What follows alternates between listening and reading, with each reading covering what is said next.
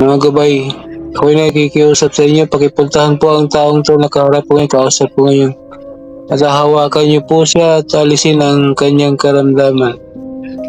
Kung sino man ang may gawa nito sa kanya, kayo na po ang bahalang pumarusa doon.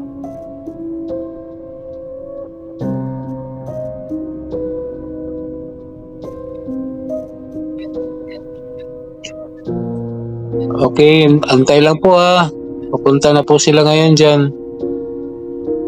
May ilang segundo lang po, ayan, dyan na po sila.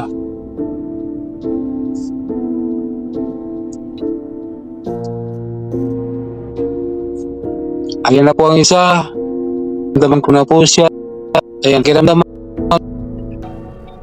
Nahawakan po yung balikat ninyo, ulo ninyo. Mararamdaman mo na parang may init o malamig. Nakahalong init at lamig yung presensya nila. Ayan na yung isa. Pangalawa, dumating na rin po. At yung pangatlo, nandyan na rin po. Tatlong espiritu po ang nandyan. Sila po yung mga sugo ng Diyos at katuwang ko po sa panggagamot.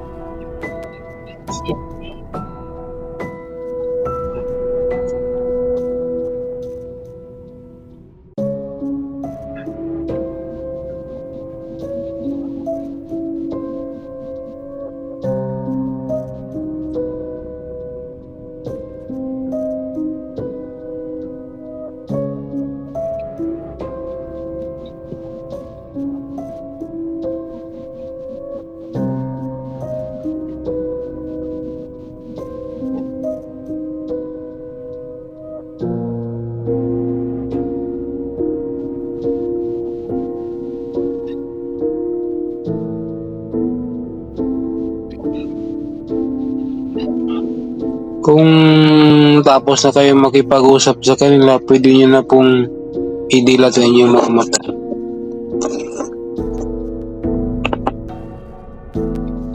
Ayan, kumusta po? May naramdaman po ba kayo na parang may dumampi dyan sa balikat niyo o sa ulo niyo? Meron po. Ano po yun? Ano pong nararamdaman ninyo? Parang malamig po. Minsan malamig, minsan mainit, no? Yun yung mga sabi ng mga pasyente sa akin. Halo po. Oo, halo. Minsan mainit lang, minsan malamig lang din, minsan madalas nakahalo. Naghahalo. Kumusta po ngayon yung pakiramdam ninyo? May pagbabago po ba? May kagaanan po bang nangyayari ngayon sa katawan ninyo? No, kasi Parang gumagaan po. mabigat po yan kapag may spiritual na sakit ang tao. Mabigat po sa katawan yan Masakit sa likuran, sa ulo. No? Okay. May kagaanan po, may pagbabago po. Ayan. Gumaan naman po. Ayan. Pasensya na po kayo at oras na to talaga yung gagamot.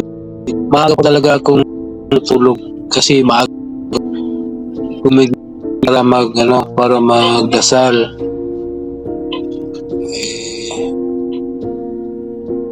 Tinawagan na lang po kita para magampanan ko na lang din yung itong gamutan na to. Ano po ba ang tinuturuan ninyo? Anong grades po kayo? Grade 3 po. Elementary. Maliit pa. Ako, sakit sa ulo yan. Maliit pa. Maliit pero sakit sa ulo din yung mga ganyang edad. Opo, makukulit. Mahirap. Mahirap pakiusapan, pakitunguhan mga ganyang edad na mga bata. Kailangan ng mataas na pasensya.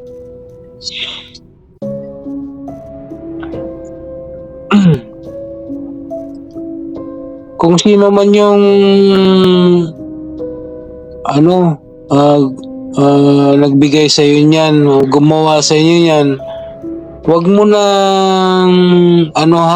nang alamin kasi yan yung magni-negative ka lang magkakaroon ka ng galit, no? Yung mga gabay ko na nagpunta sa iyo, sila na ang bahala doon sa doon sa taong yun. No? Opo. Hindi na po kaya ako babalikan. Yan, isa pa yan, no? Sa ganitong gamutan,